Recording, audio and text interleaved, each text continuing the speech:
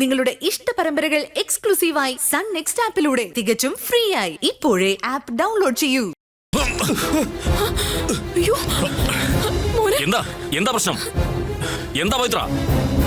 എന്റെ മോനെ ഉപദ്രവിക്കാൻ പവിയേട്ടൻ എന്താ അധികാരം? ഇത്രയും നേരമായി ഇവൻ എവിടെയായിരുന്നു ചോദിക്കുന്നേ? ചോദിക്കേ. എന്റെ മോളെ ഞാൻ മര്യാദക്ക വളർത്തിയത്. ഇവൻ അവളുടെ പിന്നാലെ നടന്ന് ശല്യം ചെയ്തേ. ഇനി എന്റെ മോളുടെ പിന്നാലെ നടന്നാലുണ്ടല്ലോ, നിന്റെ രണ്ട് കാലും ഞാൻ തല്ലി ഓടിക്കും. പിന്നെ നീ മരുവത്തൂറിന് പുറത്തേക്ക് രണ്ട് കാലിൽ ഇറങ്ങി പോവില്ല. എന്താണ് ഞാൻ ഈ കേൾക്കുന്നത്? പവിത്രം പറഞ്ഞത് സത്യമാണോ? ഇത്രയും നേരം നീ ശ്രേയയുടെ കൂടെ ആയിരുന്നോ?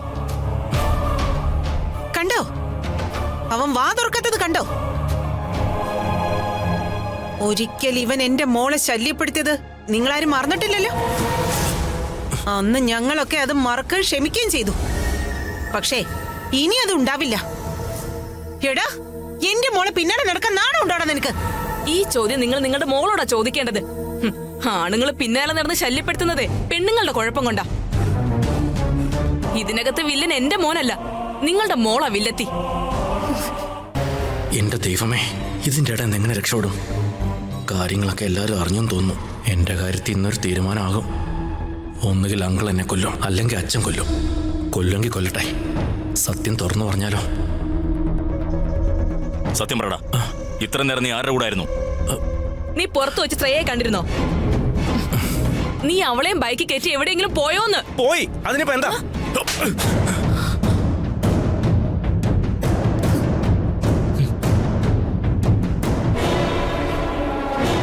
അഹങ്കാരം പറയുന്നോടാ.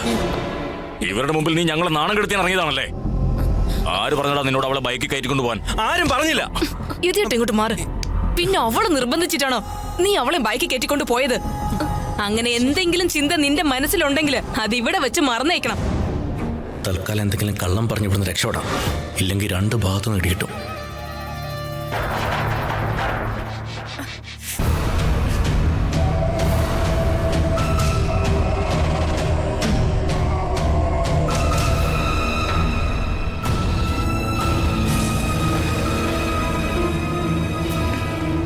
നിങ്ങളെല്ലാരും എന്തൊക്കെ ഈ പറയുന്നേ? അച്ഛൻ എന്തറിഞ്ഞിട്ടാ എന്നെ എങ്ങനെ തല്ലിയത്? സത്യമെല്ലാം അറിയണമെങ്കിൽ ദാ ശ്രേയോട് ചോദിച്ചു നോക്ക്. എന്താ സംഭവിച്ചെന്നാ ശ്രേയ തന്നെ പറയും. ഇനി ഞാൻ കൊന്നു മറച്ചു വെക്കാനില്ല.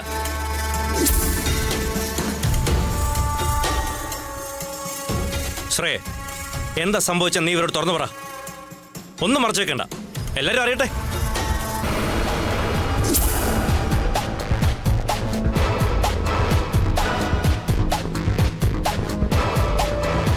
ഈശ്വര, ഇവനെല്ലാം കൊളമാക്കിയോ?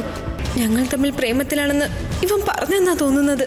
മിക്കവാറും സത്യം തന്നെ പറയേണ്ടി വരും.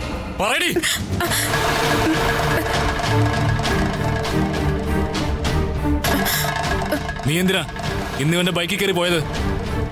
നിങ്ങൾ തമ്മിൽ എന്താ ബന്ധം? ദൈവമേ, എന്ത് പറഞ്ഞ് രക്ഷപ്പെടും? എന്തും വരട്ടെ, സത്യം തുറന്നു പറയാം. മാറടാ. എന്താടി നിന്റെ വായിൽ നാക്കില്ലേ? നിങ്ങളൊക്കെ എന്തറിഞ്ഞിട്ട് ഈ ബഹളം വെക്കുന്നേ? സത്യം എന്താണെന്ന് ഞാൻ പറയാം.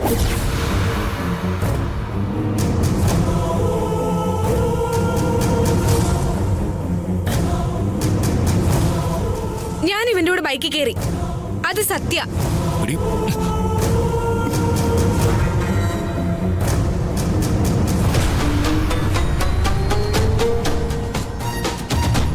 ഞങ്ങളുടെ മുഖത്ത് നോക്കി നിനക്കിത് പറയാൻ എങ്ങനെ ധൈര്യം വന്നോടി? നിന്നെ ഞാൻ കൊല്ലും. അമ്മ എന്തിനാ എന്നെ കൊല്ലാൻ വരുന്നേ? ആദ്യം കാര്യം എന്താന്ന് ഞാൻ പറയട്ടെ. ഞാൻ എന്തിനാ നിഖിലിന്റെ ബൈക്കിൽ കയറിയതെന്ന് അപ്പൊ നിങ്ങൾക്ക് മനസ്സിലാവൂ.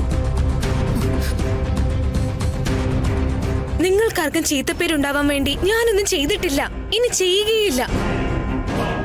അച്ഛനും അമ്മയും പറയുന്ന കേൾക്കാതെ ഞാൻ ഇന്നുവരെ എന്തെങ്കിലും ചെയ്തിട്ടുണ്ടോ?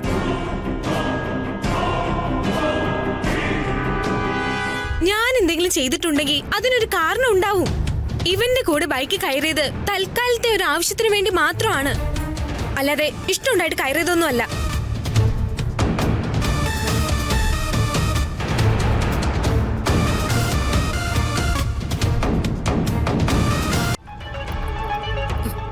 വെച്ച് കുറച്ച് ഗുണ്ടകൾ എന്നെ അഞ്ജുനെ ആക്രമിക്കാൻ വന്നു. അഞ്ജു, ശ്രേയ പറഞ്ഞത് സത്യമാണോ? അമ്പലത്തിൽ വെച്ച് ആരാ നിന്നെ ആക്രമിക്കാൻ വന്നത്?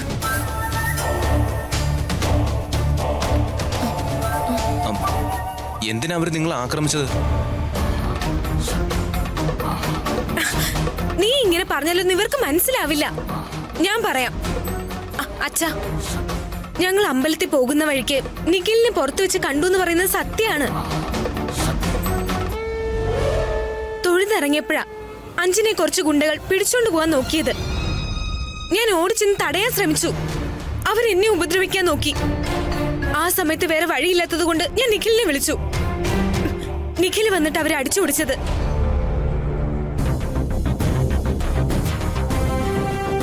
ബഹളത്തിനിടയിൽ എന്റെ കാലിന് ചെറിയൊരു പരിക്ക് പറ്റി. വേദന കൊണ്ട് ഞാൻ വിളിച്ചപ്പോ എന്നെയും കൂട്ടി നിഖിൽ ബൈക്കിൽ ഹോസ്പിറ്റൽ വരെ പോയി.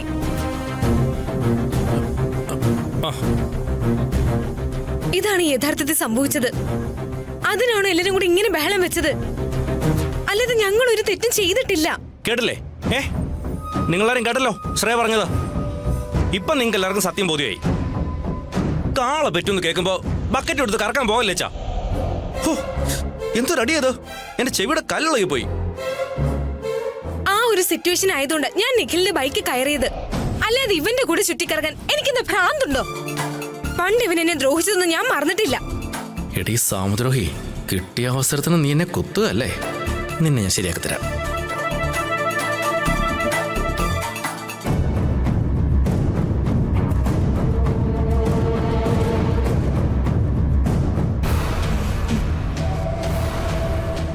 ഇതാണ് യഥാർത്ഥത്തിൽ സംഭവിച്ചത്. ഇതിനാണോ നിങ്ങളൊക്കെ കിടന്നിവിടെ ബഹളം വെച്ചത്? എനിക്കൊന്ന് വാഷ്റൂമിൽ പോണം. ഞാനിപ്പോ വരാം. ബാക്കിക്ക് അഞ്ജനയോട് ചോദിച്ചാ മതി, അവള് പറയും.